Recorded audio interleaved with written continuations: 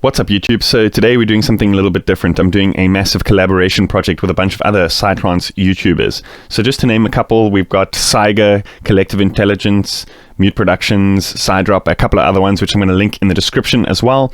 And yeah, I guess the idea was started by a guy called Psiger, who was originally one of my Inner Circle Patreons, and he recently started his own YouTube channel posting tutorials and all sorts of stuff, and he approached myself and a couple of other guys about getting involved in this project. So the idea is each of us has a specific task in the track. So Psiger did the kick and bass, Andrew from Collective Intelligence did the percussions, and it's my turn to do some main leads, atmospheres and that kind of stuff on the Eurorack synthesizer over there.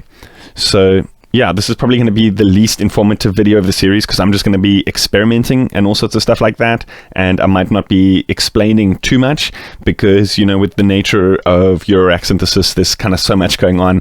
But yeah, hopefully you guys will enjoy following along to this. And yeah, thanks for getting me involved in this collaboration project. So here I've got some of the stems that the other guys sent me. We've got the kick, the bass, and some of the percussion stems. I haven't included everything because I just want to get a couple of things which I can kind of like a backbone which I can kind of work with. So I've got a basic percussion loop and then a kind of more advanced percussion loop.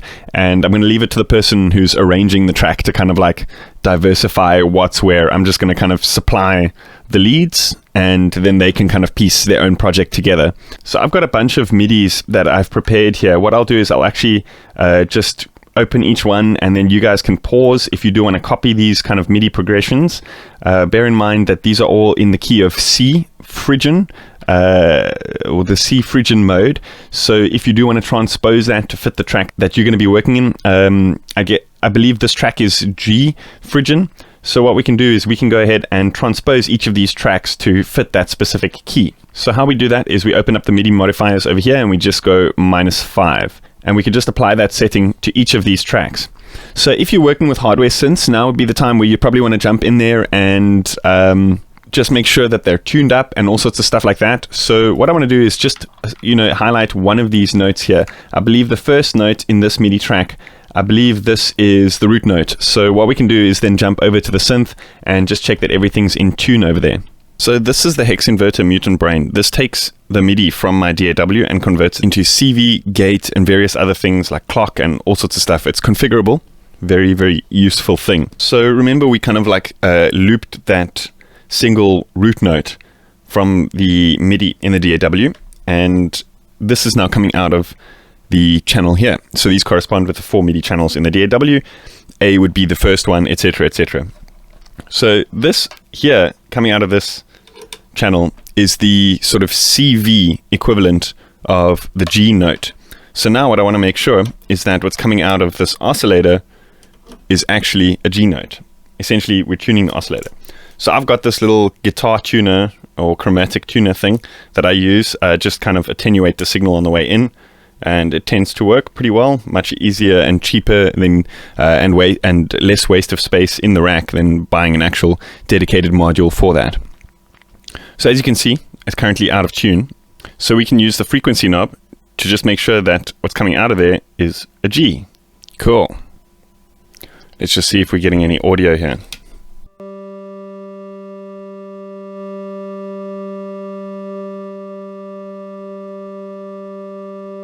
So I'm going to send it the gate signal as well. One of the cool things about this Platts module is it's got its own internal VCA. So essentially it can act as a full voice synthesizer. And it's got a handy octave switch built in. If you hold down this right hand side button and turn the harmonics controller, you can switch the octaves.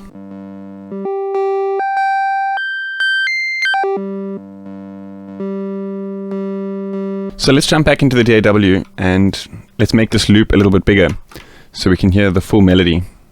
Well, it's not really a melody, it's just a couple of notes here.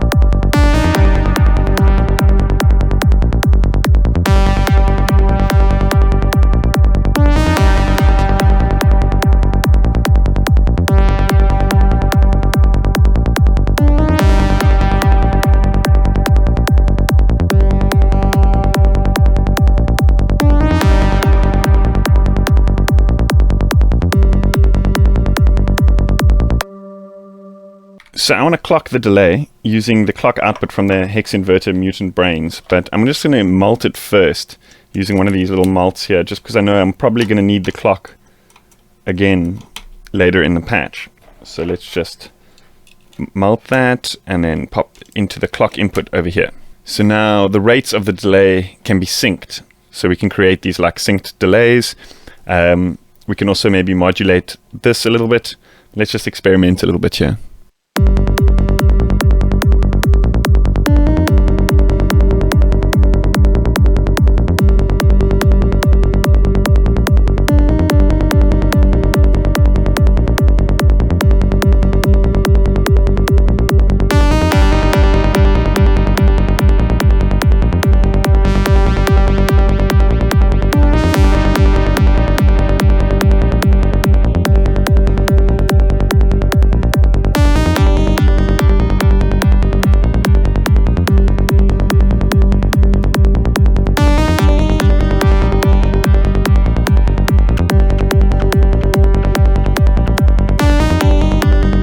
So I want to use one of the LFO modes in Ornamenting Crime Hemispheres mode to create some modulation on this morph input over here.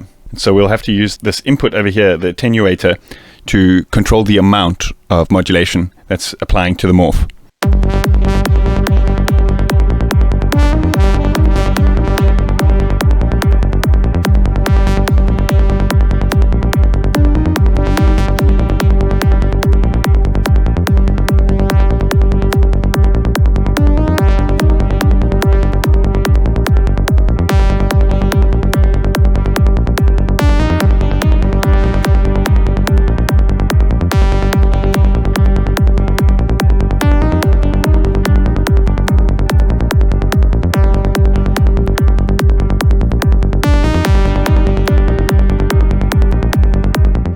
Let's maybe send that signal through a filter and then into the delay.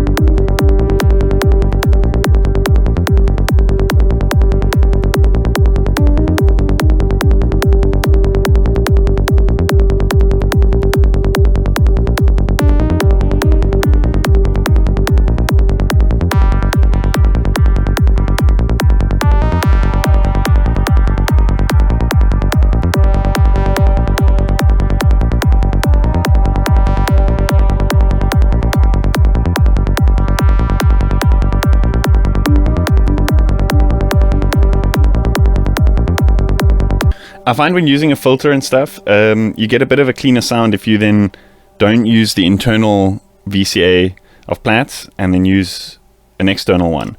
So I'm going to send this trigger into the trigger input of my VCA and then run the audio through that instead and out into the delay.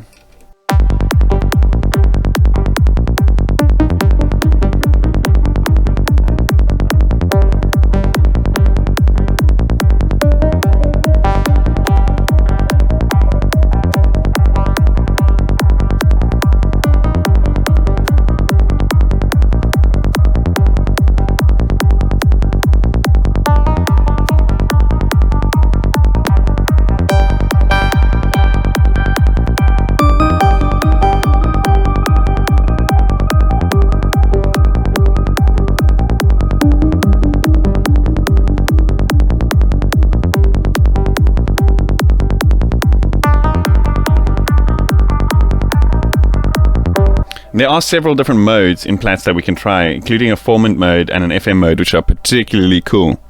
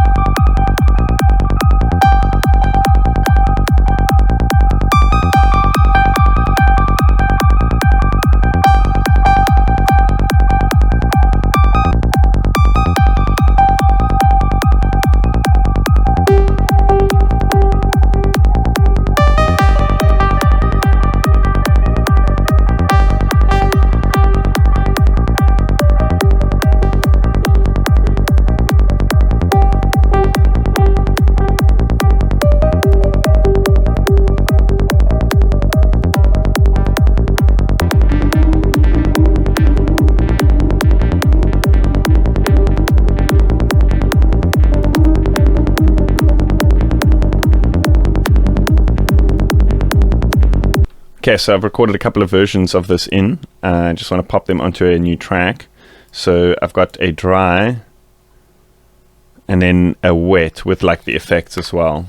So I can layer those up. Just want to turn the monitoring off on these channels and we can mute this channel. So because I've got live audio coming in, I've delayed all the audio tracks in my project. So what I'm going to need to do is once I've recorded these in, I'm going to need to send these through to that kind of like delayed group, if that makes sense, so that they sync up. But also because of the way that just like DAWs work, there's always going to be a little bit of latency when you record. So you can zoom in here, and then in Cubase, if you hold Control-Alt, it allows you to shift things within the actual sample. So you're kind of like shifting the waveform left or right, if that makes sense. That looks like it's a little bit better on the grid. Let's hear how this sounds.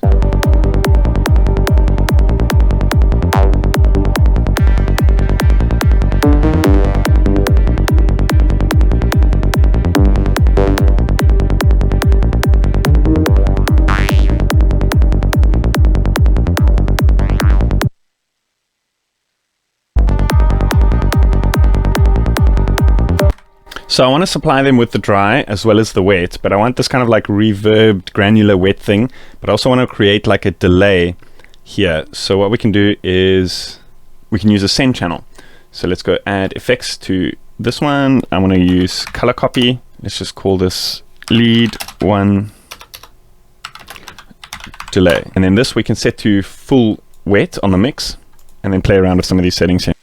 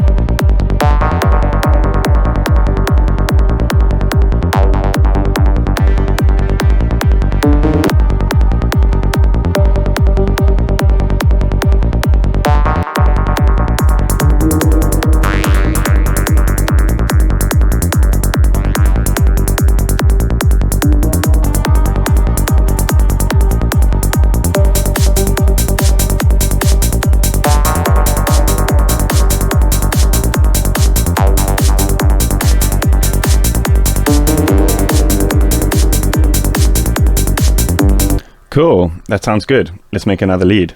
So let's make a formant lead using the formant mode in Plats. I just wanna loosely unpatch things, so we can actually go straight into the VCA for now. Save the filter. Cool, those are down. Let's switch over to the formant mode here.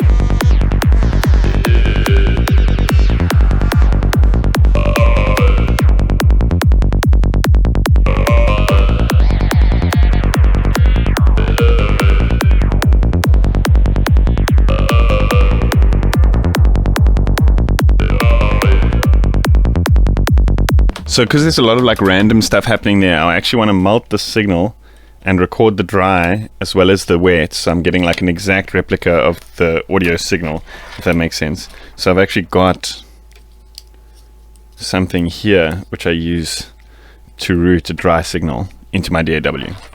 So I'm just going to add another audio track here and then route that, it's ADAT7, which is my dry thingy. Now we should have both dry and wet coming through.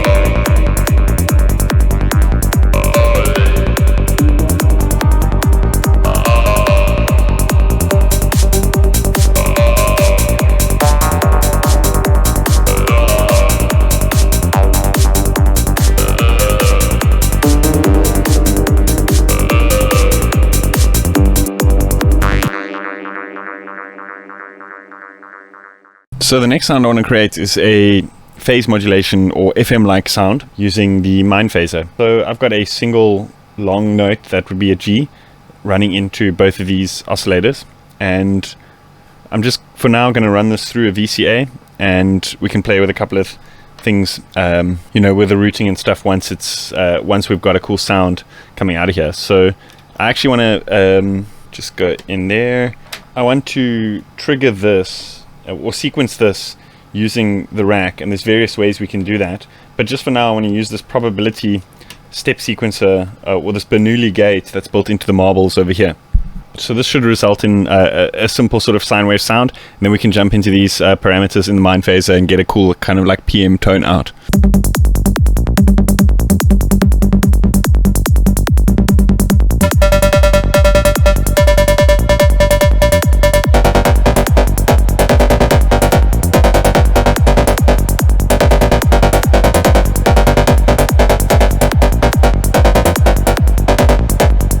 So there's various things we can do. We can run this through a filter first and then give it some random modulation. We can maybe modulate some of these parameters here to give it some movement within that kind of like FM sound. So I'm just going to plug a cable into the random output of Wogglebug and then just plug it into a couple of these and see which kind of sounds the best before I move on to the filter.